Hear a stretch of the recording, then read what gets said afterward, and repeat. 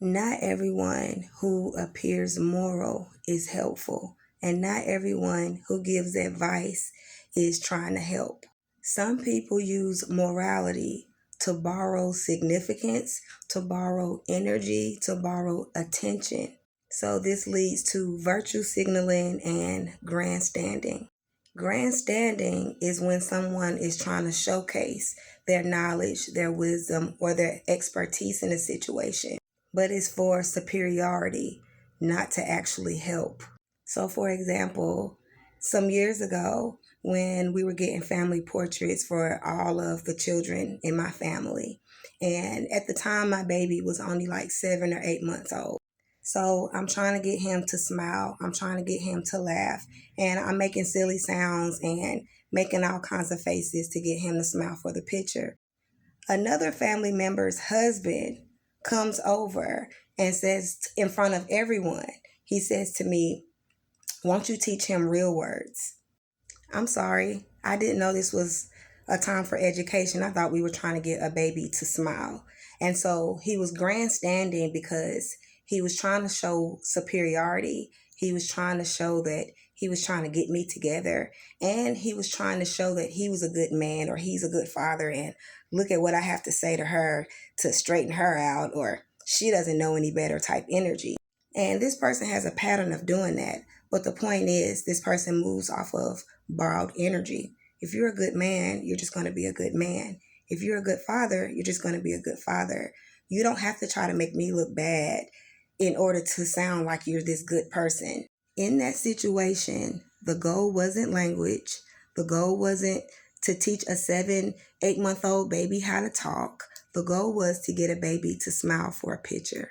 The comment didn't help the situation. It just redirected the attention to his perceived wisdom. Virtue signaling.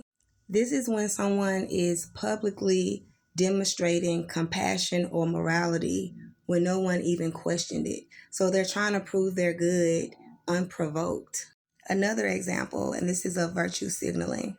Last year, with the whole situation with the Brene case, okay, it was a really big situation. Everybody was talking about it.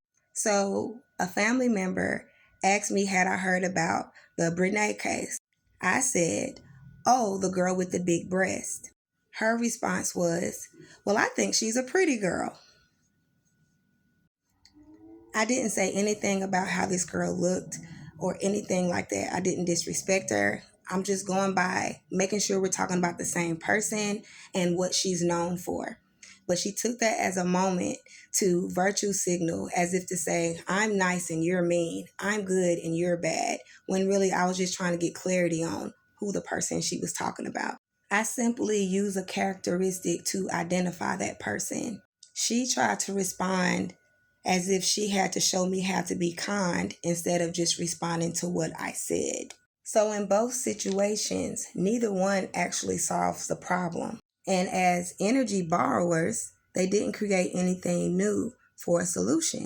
They redirect the energy back to themselves for their intellect, for their morality, for their identity.